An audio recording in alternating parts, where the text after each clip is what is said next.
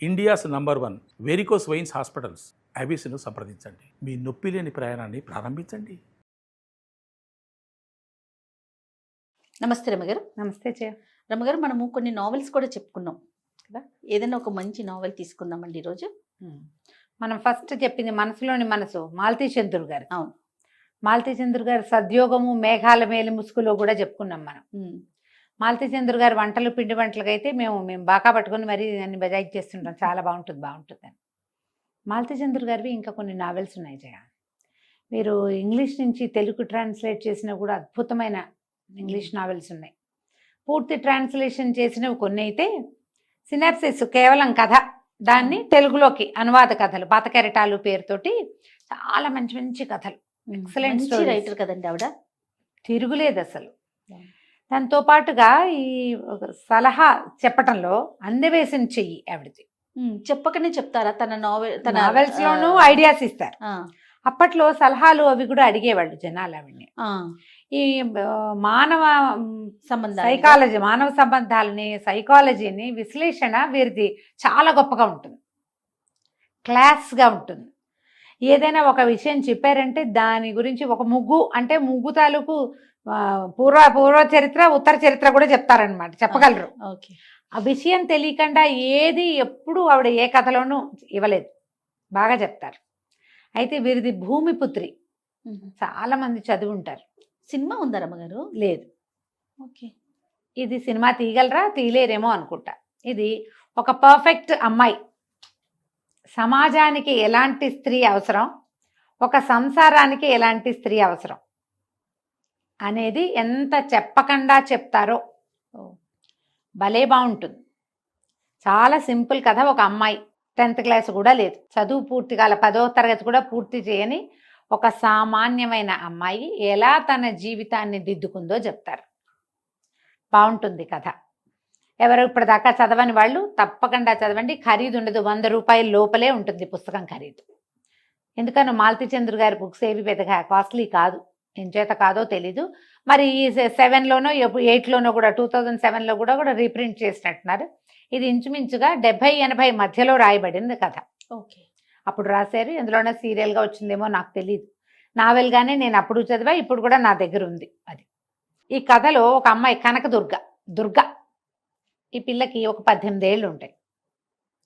వాళ్ళ మేనబావ పక్కన గుంటూరు బహుశా ఊరు, అది చదువుకుంటున్నాడు. ఉత్తరం రాస్తుంది, రేపు మధ్యాహ్నం నేను వచ్చేస్తున్నాను అని. పిల్ల క్యారెక్టర్ చెప్పటమే కొంచెం పొట్టిగా, కాస్త బొద్దుగా, పెద్ద పెద్ద కళ్ళు, చాలా యాక్టివ్గా పనిమంతురాలైన ఒక పిల్ల క్యారెక్టర్ని పరిచయం చేస్తారు. సంతకం పెడుతుంది, కకా కనా కదు కర్గా అని పెడుతుంది అనమాట. గా భాష రాస్తారు కదా, కనకదుర్గ అంటే కకా కనా కకా కదు కర్గా. కా భాష తెలుసా? ఎప్పుడైనా గా భాష చిన్నప్పుడు మాట్లాడుకునే వాళ్ళం ఫ్రెండ్స్ తోటి. ఎవరికి కా భాష తెలుసో వాళ్ళందరూ పెట్టండి అమ్మా. నాకు తెలుసు. అయితే ఈ ఉత్తరం రాస్తుంది, నేను వస్తున్నానంటే ఆశ్చర్యపోతాడు. ఎందుకు వస్తోంది, ఎలా వస్తోంది, ఎందుకు వచ్చేస్తోంది. ఈ అబ్బాయి చదువుకుంటూ డిగ్రీ ఫైనల్ ఇయర్లో ఉంటాడు, BA ఫైనల్ ఇయర్. 3-4 మగపిల్లలు కలిసి ఒక రూములో ఉండి ఒక ముసలి మామగారితోటి వంట వండించుకుని తిని గడుపుకుంటున్నారు. ఈ కుర్రాడికి కూడా రామకృష్ణ ఇతని పేరు. అమ్మా నాన్న లేరు, మేనమామ పంచన ఉన్నాడు. ఈ పిల్లకి అమ్మా నాన్న లేరు, పెద్దనాన్న పంచన ఉంది. ఈ అమ్మాయి పెద్దనాన్నే వాడి మేనమామ. వీళ్ళిద్దరూ మేనమామ పిల్లలు అనమాట. అయితే అది అర్థం కాదు, ఎట్లా వస్తుంది ఆ ఊరు వదిలిపెట్టి అనేది ఇతనికి అర్థం కాదు. తీరా ఆ పిల్ల పెట్టే బ్యాగుతో వచ్చేస్తుంది. నేను ఇంకా వెనక్కి వెళ్ళను, నేను నీతోటే ఉంటాను, మన ఇద్దరం పెళ్లి చేసుకుందామని చెప్తుంది. ఇప్పుడు పెళ్ళంటే పెద్దనాన్న డబ్బులు పంపించాడు. ఈ పెద్దనాన్నకు ఒక కూతురు ఉంటుంది. ఆయన ఏదో ఎక్కువ హ్యాబిట్స్ ఉండో లేకపోతే ఇతరత్ర వ్యవహారాలు ఉండో చనిపోయిన తమ్ముడి భార్యని కూతుర్ని తన దగ్గర పెట్టుకుంటాడు. చనిపోయిన చెల్లెలి కొడుకును కూడా తన దగ్గర పెట్టుకుంటాడు. ఆ చెల్లెలి కొడుకే రామకృష్ణ. ఈ పిల్ల ఈ తమ్ముడు కూతురు దుర్గ. తల్లి చాలా బలహీనరాలు, పనే చేసేది పాపం వీళ్ళింటో, పెదనాన్నగారింట్లో. ఈ పెద్దనాన్న ఆయన ఏమి సరైన వాడు ఏం కాదు, పిసినారివాడు. వీళ్ళనేం బాగా చూడలేదు. ఆయనకి 2 కొడుకులు, 1 కూతురు. ఆ కూతుర్ని మేనల్లుడికి ఇచ్చే ఉద్దేశంలో మేనల్లుడిని చదివిస్తాడు. కానీ ఆ మేనల్లుడికి ఈ మావయ్య కూతురైన సరస్వతి కంటే చనిపోయిన మామయ్య కూతురైన దుర్గ అంటే ఇష్టం చిన్నప్పటి నుంచి. ఆ పిల్ల మంచి పనిమంతురాలు, బుద్ధిమంతురాలు, చాలా తెలివిగలది, మంచిది. సరస్వతి కొంచెం ఫ్యాన్సీగా అందంగా ఉంటుంది కానీ అది ఫ్యాన్సీ. వీడికి ఈ పిల్ల అంటే ఇష్టం. ఆ పిల్ల వీడి కోసం వచ్చేస్తుంది. పెద్దనాన్న వాళ్ళు ఊరెళ్ళారు, 4 రోజులు రారు. పాలేరు తోడు పడుకుంటాడని అంతింట్లో నిన్ను వదిలిపెట్టి వెళ్ళాడా అంటే మమ్మల్ని ఏనాడు ఆయన పట్టించుకున్నాడు. ఆ పిల్ల ఆ ఇంట్లో పడిన అవస్థలు, అగచాట్లు, ఎన్ని విషయాలు రాస్తారో జయ. చిన్నవి పెద్దవి, నొప్పి కలిగించేవి, బాధ కలిగించేవి. అది ఇంటర్మీడియట్ చదివితే పెత్తండ్రి కూతురు, ఈ పిల్లకి 10th కూడా పూర్తవదు. ఓహో. మేమ ఒంట్లో బాగుండలేదు కాబట్టి వంట చేయాలి కాబట్టి నువ్వు స్కూల్ మానేసి వంట చేయను, స్కూల్ మానిపిస్తారు. ఆ పిల్లకి మహా చదువుపిచ్చి దుర్గకి అద్భుతంగా ముగ్గేస్తుంది. అది అందరి మెప్పు కోసం ముగ్గేసేదనమాట. మరి చదువు రానివ్వలేదు ఆయన. అదే ఈ పనులు చేసేది, దానికి రకరకాల పనులు, పాటలు, అన్ని రకాల పనులు వచ్చా పిల్లకి. సరే పెళ్ళి పెళ్ళి పెళ్ళి పెళ్ళి అంటుంది. పెళ్లి చేసుకుంటే మా పెదనాన్న డబ్బులు పంపించాడు. ఈ నెల నుంచి డబ్బులు రావంటే ఏం పర్వాలా, నిన్న పంపాడు, ఈ నెలకి ఇబ్బంది లేదు, నేను 500 తెచ్చాను, మా డబ్బులే ఇవి. వాళ్ళ ఇల్లు తాకట్టులో ఉంటే పెద్దనాన్నే తీసుకుని 1000 రూపాయలు ఇస్తాడు. మీ సబ్బు మీ కొబ్బరి నూనె మీరే కొనుక్కోండి అని చెప్తాడు. తమ ఇంట్లో పనిచేసే వాళ్ళకి తిండి మాత్రం పెట్టి వీళ్ళ సబ్బులు, వీళ్ళ కొబ్బరి నూనె, వీళ్ళకి కావాల్సిన సామాన్లు అన్నీ వాళ్ళదే ఖర్చు. జాగ్రత్తగా పెట్టి పెట్టి పెట్టి పెట్టి పెట్టి 560 రూపాయలు మిగిలితే మా అమ్మ ఆవిడ తల్లి చనిపోతే ఏమి ఖర్చులకు డబ్బులు ఉన్నాయా అని ఈ పిల్లనే అడిగి తీసుకున్నాడు ఆయన. అంత పాపిష్టివాడు. పిల్ల ఏం చేసింది, లేవని చెప్పి అయిపోయినాయని చెప్పి ఒక 50 రూపాయలు ఆయన చేతిలో పెట్టింది. 60 ఉన్నాయని చెప్పింది, 500 దాచిపెట్టింది. పాతకాలపు రూపాయలు అనమాట అవి. రూపాయికి 3 రూపాయలు వస్తాయట, వెండి ఉంటుంది ఆ కాయిన్స్లో. అవి దాచిపెట్టి దాచిపెట్టి వాళ్ళకి తెలియకుండా బొమ్మల పెట్టెల్లో దాచిపెట్టి వచ్చేటప్పుడు పట్టుకొచ్చేస్తుంది. వాళ్ళు ఊరెళ్ళారు. ఈ పిల్ల తన బట్ట వాళ్ళవేం తెచ్చుకోలేదు, దాని బట్టలే ఓ చిన్న రేకు పెట్టే ఓ బ్యాగు. ఆ డబ్బులు మూట పట్టుకొచ్చేసుకుంటుంది. 500 ఉన్నాయి, పర్వాలేదు, నేను ఏదో ఒకటి చేస్తా, మనం ఉందాం, పెళ్లి చేసేసుకుందాం. పెద్దనాన్న వచ్చేసరికి మనకు పెళ్ళి అయిపోవాలి. పుస్తలుంటే ఇంకేమంటాడు. ఈ వంట చేసే మా అమ్మగారిని పట్టుకుంటుంది. ఈ పిల్ల అందరితోటి మాట్లాడుతుంది, ప్రతి వాళ్ళతోనూ కలిసిపోతుంది. ఓ హోటల్లో కూర్చుంటారు, ఆ హోటల్ సర్వర్ని బాబాయ్ అని కత్తు కలిపేస్తుంది. మేము ఇద్దరం పెళ్లి చేసుకుంటాం, మా పెళ్లికి నువ్వు రావాలంటుంది. ఆయన సంతోషించేస్తాడు, డబ్బులు కూడా తీసుకోడు, టిఫిన్కి డబ్బులు వద్దంటాడు. మీ ఇద్దరు కాసేపు కూర్చొని మాట్లాడుకుంటాను, ఎవరిని రానివ్వకుండా వీళ్ళని కూర్చోబెట్టి మాట్లాడిస్తాడు. పనిచేసే ఆ వంట చేసి పెట్టే మా అమ్మగారిని ఆకట్టుకుంటుంది దుర్గ. పెళ్లి చేసుకుంటామంటే అతని స్నేహితులు 2 3 ఉంటారు, వాళ్ళందరూ కలిసి పెళ్లి చేస్తారు, చేసేస్తారు. పెళ్ళి అయిపోతుంది. ఈ డబ్బులు తెచ్చిందిగా, కొద్దిగా చిన్న తక్కువ డబ్బుతోటి చిన్న చిన్న సూత్రాలు కొనుక్కొచ్చి సరిగ్గా ఏ పెళ్ళికైతే పెద్దనాన్న ఏ ముహూర్తపు పెళ్ళికి వెళ్ళాడో అదే ముహూర్తంలో వీళ్ళకి ఇక్కడ పెళ్ళి అయిపోతుంది. గుళ్ళో పెళ్లి చేసేసుకుంటారు, కాపురం పెట్టేసుకుంటారు. వీళ్ళు ఉండేది ఎక్కడ ఉంచాలంటే వీళ్ళు గదిలో ఉన్నారు, వాళ్ళతో పాటే ఉంటానంటుంది. ఈ పెళ్ళి అయిపోయిన తర్వాత ఈ పెద్దనాన్న వస్తాడు. వచ్చేసరికి ఆయన అరిచి తిట్టి పోటాడతాడు. ఇతని ఫ్రెండ్స్ కేకలేస్తారు, మా ఎదురుగుండానే పెళ్ళైంది, మీరు అలా అనలేరంటే మీ అంత చూస్తానని ఆయన ఏం చేస్తాడు, వెళ్ళి కాలేజీ ప్రిన్సిపాల్కి చెప్పి వెళ్తాడు. మీ కాలేజీలో చదువుకునే పిల్లాడు ఎవరి పిల్లల్ని లేవ తీసుకొచ్చాడు, 4 మగపిల్లలతో కలిసి ఉంటుంది అమ్మాయిని. వాళ్ళేమో వీళ్ళని పిలుస్తారు, కాలేజీ నుంచి పిలుపు వస్తుంది. ఇది పాయింటేగా, 4 మగపిల్లలతో ఎట్లా ఉంటుంది. వాళ్ళు మేము బయటికి వెళ్ళి చదువుకుంటాం అంటారు కానీ ఏదో మేనేజ్ చేసుకుంటారు. వంట ఆవిడ మామగారు వండుతుందిలే, మీ బట్టలు నేను ఉతికి పెడతాను, మీ సామాన్ని రిపేర్ నేను చేసి పెడతానని అందరితోటి స్నేహం. ఈ పిల్లకి ప్రతి వాళ్ళకి పని చేసి పెట్టేస్తుంది, చకచకా చేసేస్తుంది, పొద్దున్నే లేచేస్తుంది. సరే వేరే ఇల్లు చూసుకుందాం అనుకుంటారు. ఈ పిల్ల ఒక స్కూల్ పక్కన అవుట్ హౌస్ లాగా ఉందని ఆ స్కూల్ అవుట్ హౌస్ దగ్గరికి వెళ్ళి అక్కడ ఒక తోటమాలి ఉంటాడు. మాలి తాతతోటి ఫ్రెండ్షిప్ చేస్తుంది. ఆయనకి అన్నం వరిచి పెడుతుంది, అప్పటికప్పుడు పచ్చడి పట్టుకొచ్చి పెడుతుంది, పచ్చడి నూరి పెడుతుంది, దగ్గర కూర్చొని మాట్లాడుతుంది. ఆయనకి కూతురుకు పెళ్ళి అయిపోతుంది, భార్య చనిపోతుంది, ఒకడే ఉంటాడు. మెల్లిగా నీకన్నీ నేను చూసి పెడతాను, మేము ఇక్కడ ఉంటామని ఆయనతో మాట్లాడుకుని మొగుడు పెళ్ళం ఇక్కడికి వచ్చేస్తారు. ఇక ఆ అమ్మాయి మాట్లాడని క్యారెక్టర్ కనపడదు మనకి. ప్రతి వాళ్ళతోటి స్నేహం చేసేస్తుంది, ప్రతి వాళ్ళతోటి మాట్లాడేస్తుంది ఓపెన్గా, ఏమి ముందు వెనకాలండవు. మళ్ళీ ఇందులో అమిత సమర్థత, అతి చక్కటి పనితీరు, ఎంత పని వచ్చో దానికి. వీళ్ళు అందులోకి షిఫ్ట్ అవుతారు. షిఫ్ట్ అయ్యాక ఏం చేస్తుంది, సాయంత్రం అయ్యేసరికల్లా ఇల్లు వాకిలు ఎంత బూజులు జిమ్మేస్తుంది. అక్కడ 2 పెద్ద పెద్ద చెట్లు ఉంటాయి, చెట్ల వల్ల ఆకులు చేరిపోతాయి కదా, మొత్తం ఆకులన్నీ నీట్గా ఉడిచి వాకిట్లో కళ్ళాపు జలిపి పెద్ద ముగ్గేస్తుంది.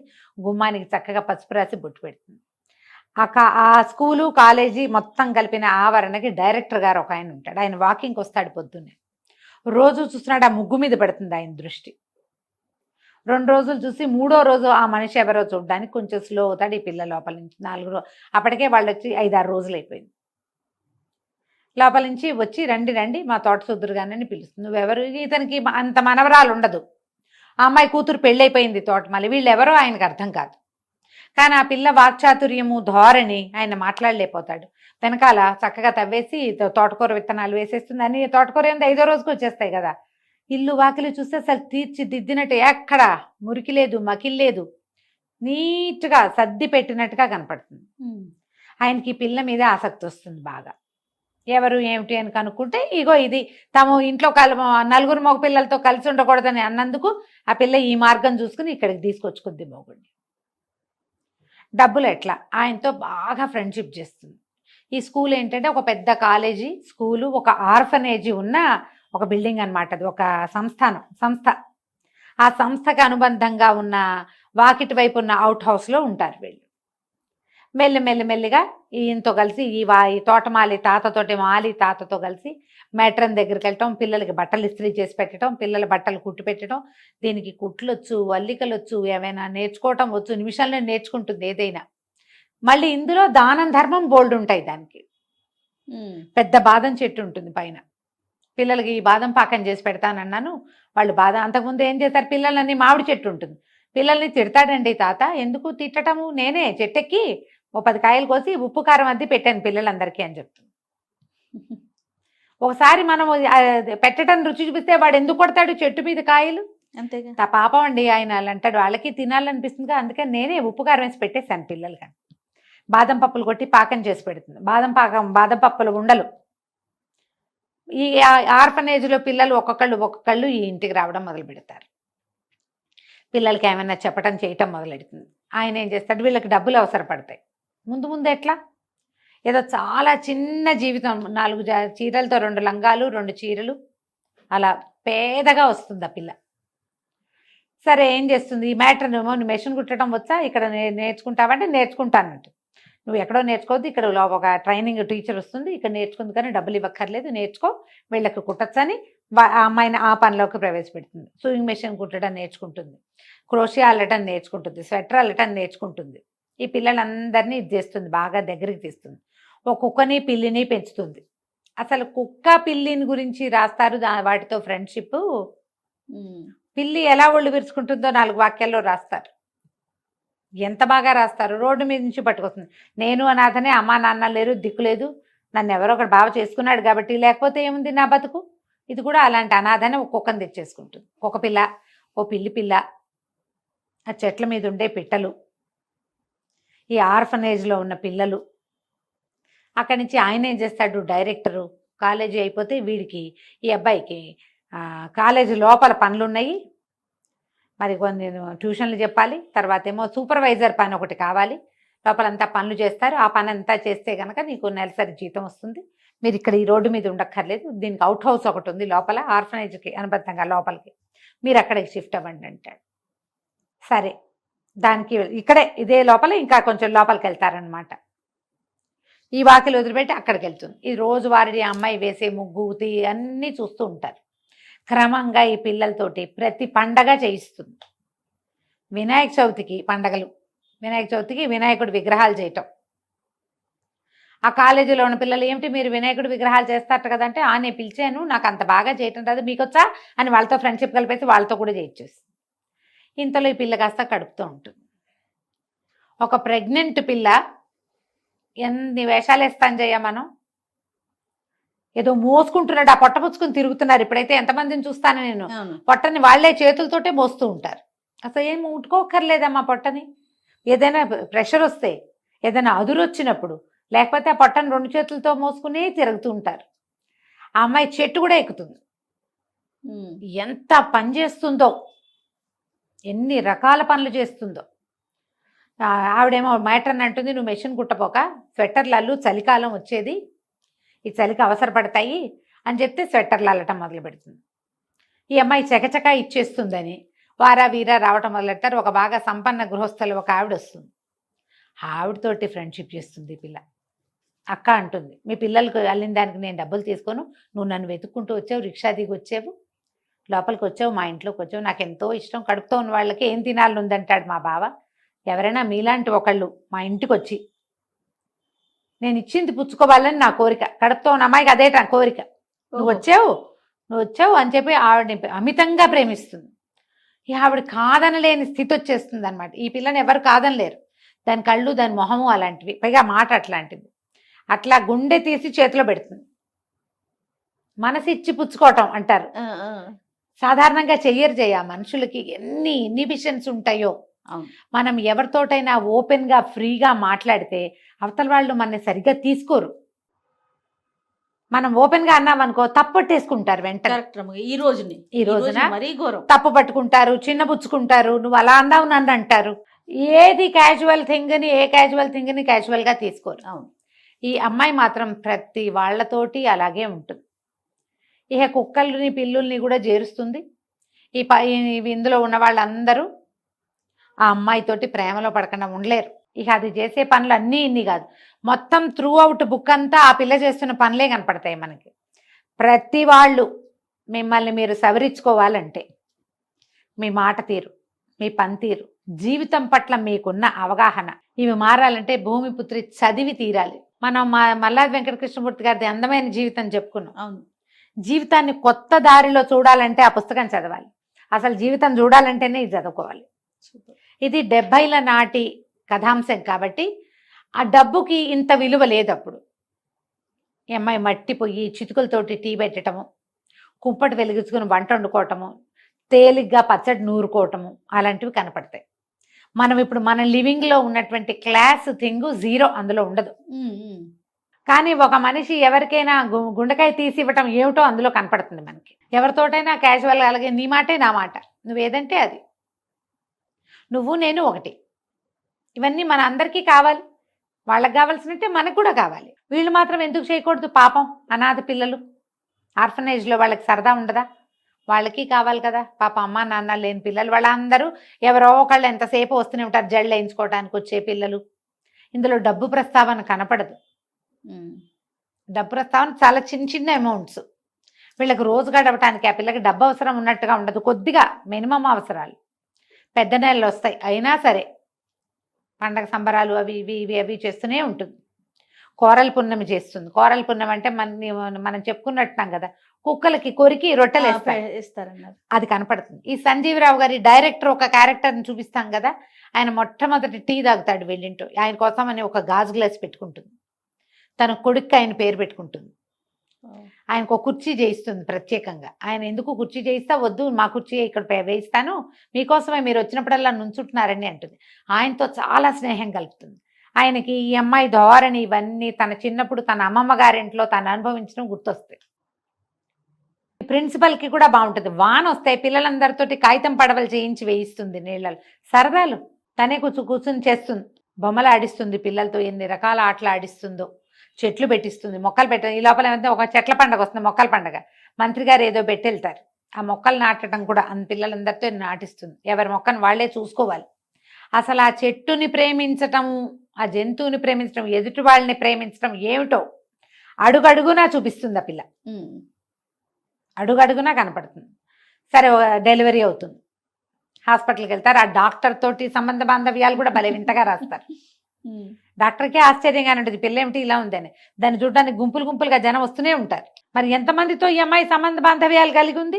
అందరూ వస్తారు. మళ్ళీ కాలేజీలో నుంచి స్టూడెంట్స్ వాళ్ళు వస్తారు.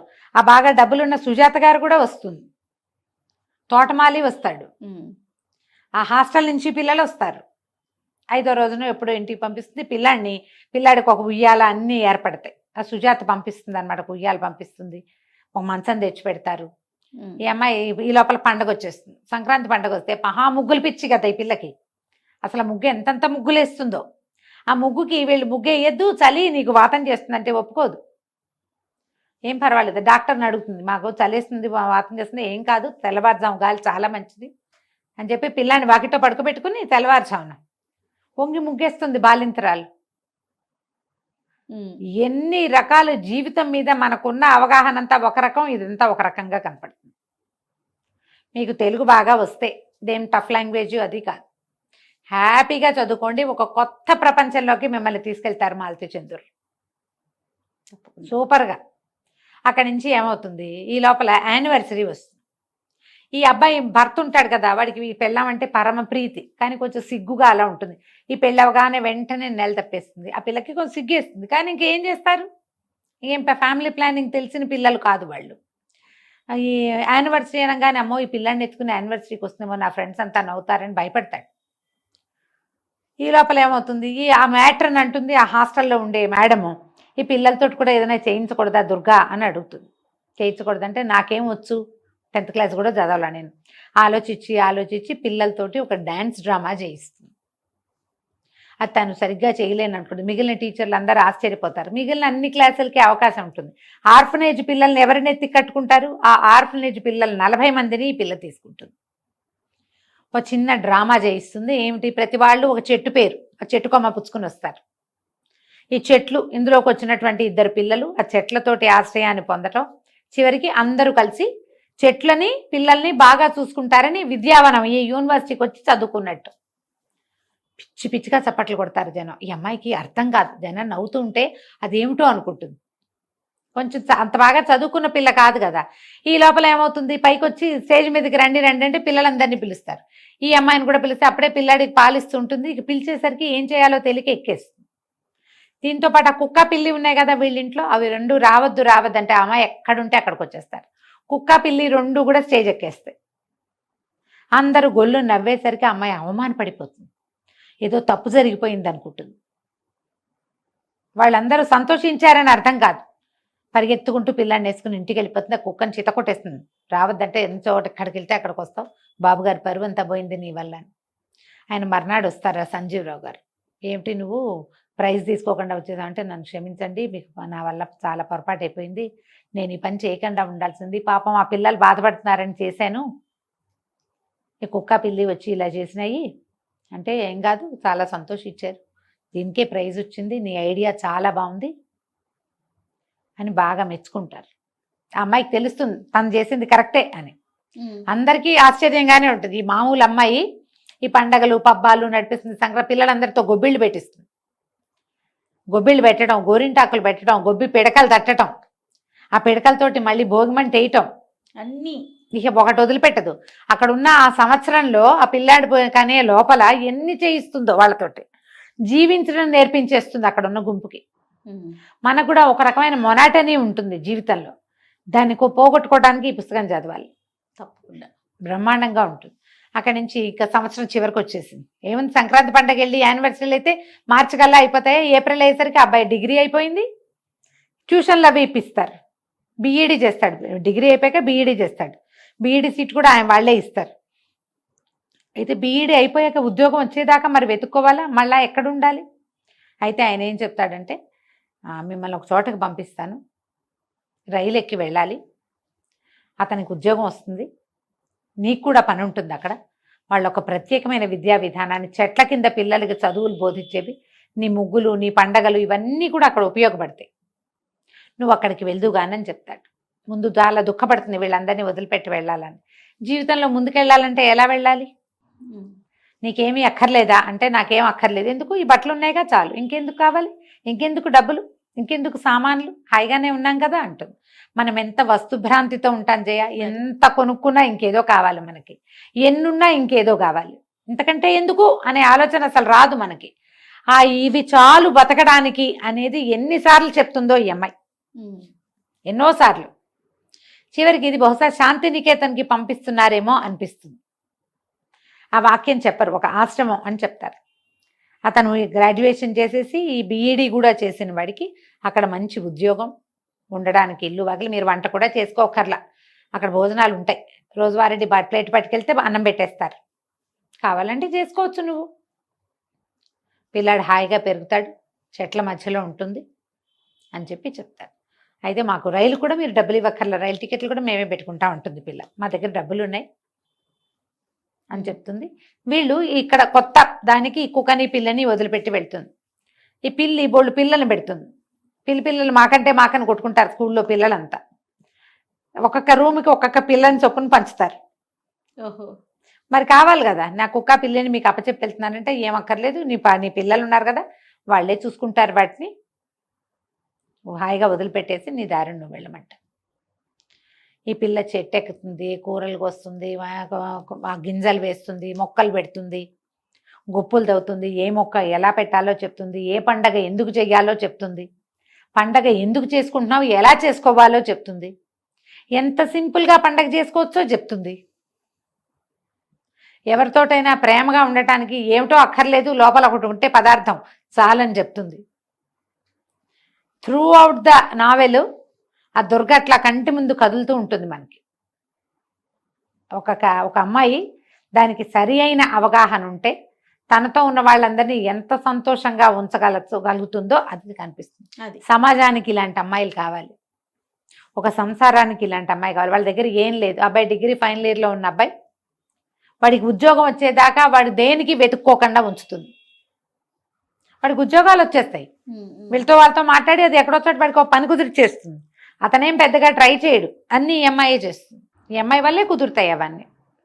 అతనికి ఏం ప్రిజుడిస్ ఉన్నట్టుగా అట్లా చూపించరు. సాఫ్ట్గా భార్య వెనకాల ఉంటాడు, మంచిగా ఉన్నట్టే కనపడతాడు. కథ బ్రహ్మాండంగా ఉంటుంది.